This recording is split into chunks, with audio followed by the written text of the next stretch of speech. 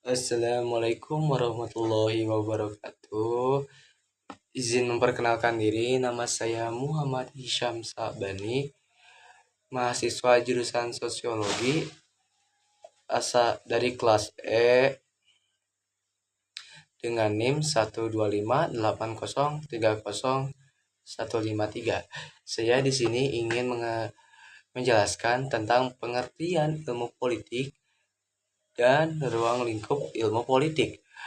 Oke, sebelum kita ke pengertian ilmu politik, kita harus tahu dulu apa itu politik.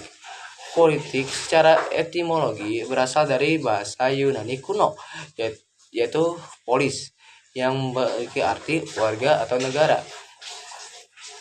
Dan dari kata ini juga muncullah istilah kata yang lainnya seperti politice, yaitu berkaitan dengan warga negara. Ada politice tekno, yaitu seni mengatur masyarakat. Jadi dalam konteks Yunani kuno, politik itu adalah seni mengatur masyarakat. Lalu ada secara terminologi politik, menurut Harold de Leswell, politik adalah pengetahuan yang membahas siapa, mendapat apa, kapan, dan bagaimana. Jadi secara simpelnya, politik adalah semua aktivitas manusia yang berkaitan dengan kekuasaan, otoritas, dan pengambilan keputusan, baik secara skala negara maupun organisasi sosial.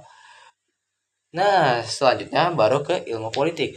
Nah, ilmu politik itu menurut Syarbaini adalah ilmu yang membahas hubungan antara sesama warga negara, antara warga dan negara, serta antar warga negara.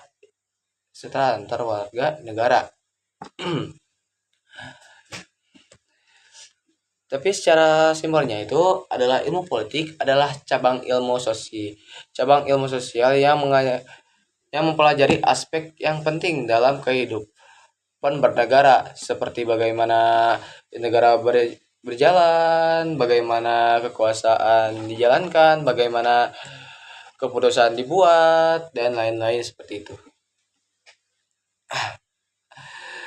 Ilmu politik itu memiliki objek kajian utama, yaitu kekuasaan, kebijakan, dan pemerintahan. Apa saja yang dikajinya? Yaitu dari negara, kekuasaan, pengambilan keputusan, dan pengambilan keputusan, lalu kebijakan umum, dan pembagian kekuasaan. Dan ilmu politik juga adalah ilmu yang bersifat interdisipliner, yaitu ilmu yang harus memiliki dukungan ilmu-ilmu lain agar dapat bekerja dengan baik, seperti ilmu sosiologi, ekonomi, hukum, antropologi, lalu psikologi sosial, ya seperti yang lain. Lalu ke topik-topik yang dikajinya atau ruang lingkup ilmu politik. Jadi yang pertama itu ada negara, ya, lalu kekuasaan, lalu ada pengambilan keputusan, kebijakan umum, dan pembagian kekuasaan. Yang pertama, negara. Apa sih itu negara? Negara itu adalah lembaga tertinggi dari suatu wilayah yang mengatur masyarakat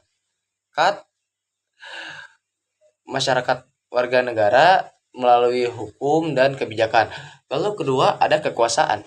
Kekuasaan itu adalah kemampuan individu atau kelompok yang dapat memengaruhi bahkan mengendalikan individu atau masyarakat dalam berpolitik. Contohnya itu seperti presiden lah, yang memiliki kekuasaan untuk menjalankan suatu kepemerintahan. Lalu ada yang ketiga itu adalah pengambilan keputusan, yaitu proses memilih suatu kebijakan atau tindakan tertentu dari berbagai alternatif yang dilakukan oleh lembaga negara. Contohnya itu seperti kebijakan lockdown pada tahun 2020, yaitu pada saat pandemi corona, yaitu bertujuan untuk mengurangi penyebaran virus. Yang keempat adalah kebijakan umum, yaitu yaitu sebuah rangkaian atau tindakan pemerintah yang bertujuan untuk menyelesaikan kebijakan masalah publik dan meningkatkan kesejahteraan masyarakat.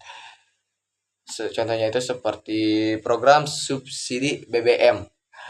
Lalu terakhir itu adalah pembagian kekuasaan. Nah, pembagian kekuasaan itu adalah pemisahan fungsi dan wewenang dalam sistem kepemerintahan untuk mencegah penyalahgunaan kekuasaan. Biasanya itu dibagi tiga, yaitu yang pertama itu adalah legislatif, yaitu kedua itu yudikatif, lalu eksekutif. Oke, apa sih itu? Yang pertama itu adalah legislatif. Contohnya itu seperti DPR yang membuat undang-undang. Lalu ke tadi itu yudikatif ya, seperti Mahkamah Agung atau Mahkamah Konstitusional dalam menegakkan hukum. Lalu yang terakhir adalah eksekutif, yaitu seperti presiden yang menjalankan kepemerintahan.